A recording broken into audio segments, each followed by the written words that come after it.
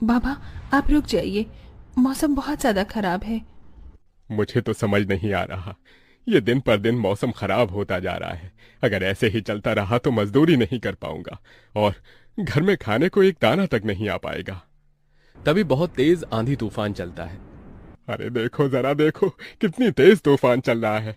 अरे महेश बेटा, तू झोपड़ी के ऊपर तिरपाल तो लगा कर आया था ना? हाँ बाबा, लगा दी थी तिरपाल। और उसके ऊपर तूने ईंटें रखी थी या नहीं? बाबा, ईंट रखना तो मैं भूल गया। महेश के इतना कहते ही झोपड़ी के अंदर बारिश की वजह से पानी टपकना शुरू हो जाता है। हे भगवान महेश, तूने ये क्या किया? तुझे मैंने कहा था बारिश और तूफान तेज है, तुझे ईंटें रख देनी चाहिए थी। मुझे लग रहा है कि तिरपाल उड़ गई। चल चल मेरे साथ चल। अब तुझे मेरे साथ भीगते हुए मेहनत करनी होगी, नहीं तो पूरे घर में पानी ही पानी भर जाएगा। देवेश इतना बोल ही रहा था कि घर के अंदर वाकई छत से पानी टपकने लगा। हाँ पिताजी, आप सही कह रहे हो, चलो चलते हैं जल्दी से। दोनों बाप बेटा बारिश में बाहर निकलते हैं और झोपड़ी की छत पर तिरपाल को सही से लगाना शुरू कर देते हैं। अरे बेटा, ईंट को अच्छे से रखना, कहीं ईंट गिर न जाए। ठीक है पिताजी, सही सही रखूंगा। महेश इतना कहकर अच्छे से ईंट से तिरपाल को दबाने लगता है, जिससे छत ढक जाती है और झोपड़ी में पानी टपकना बंद हो जाता है। लेकिन इसी के चलते हुए बेचारे दोनों के दोनों बहुत बुरी तरह भीग जाते हैं। अरे चलो बेटा, बहुत ठंड हो रही है, बाहर घर में चलते हैं। चलो, बरसात में मौसम बिल्कुल ठंडा हो गया है। हाँ पिताजी, आपने बिल्कुल सही कहा, चलिए। जब दोनों बाप बेटा घर के अंदर आ जाते हैं तो मेघा उन्हें सूखा कपड़ा देती है और अपना शरीर पोंछने के लिए कहती है। आप लोग अपना शरीर पोंछ लो और सूखे कपड़े पहन लो, नहीं तो ठंड लग सकती है।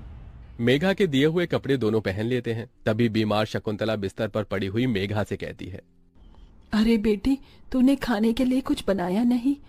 माँ, मैं बारिश के रुकने का इंतजार कर रही हूँ। घर के अंदर खाना कैसे बनाऊंगी? सारे में धुआं ही धुआं हो जाएगा। मेरी दवाई का समय हो गया है और मुझे भूख भी लग रही है। ठीक है माँ, मैं कुछ करती हूँ।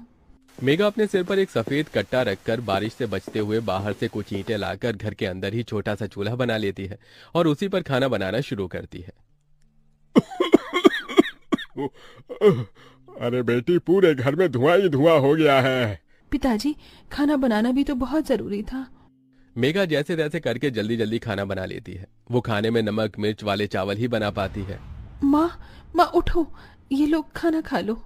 शकुंतला मेघा के हाथों से खाना खाती है। शकुंतला के पूरे शरीर को पैरालाइज हुआ था, जिसके कारण ना तो वो हिल सकती थी और ना ही वो उठ सकती थी।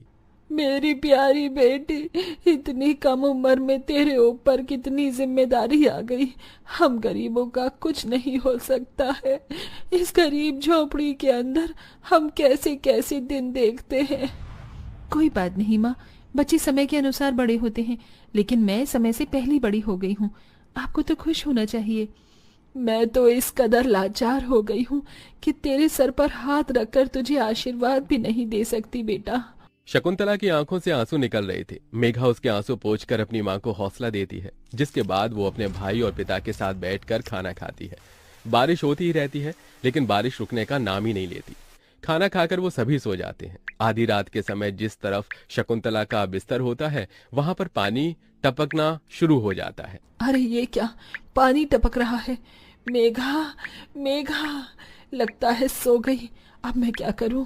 ये पानी तो धीरे धीरे टपकता ही जा रहा है। शकुंतला रात भर अपने ऊपर टपकते हुए पानी को ऐसे ही झेलती रहती है, जिसकी वजह से सुबह तक उसके पूरे शरीर में बुखार फैल जाता है। अरे, अरे ये क्या माँ, आपको तो बहुत ही बुखार हो गया है।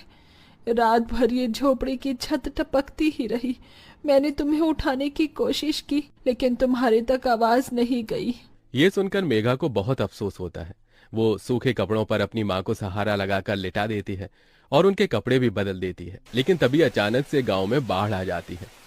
अरे अरे ये क्या हो, यहाँ तो पानी भर रहा है। अरे लगता है गांव में बाढ़ आ गई है। अरे हम लोग क्या करें? अरे बेटा महेश,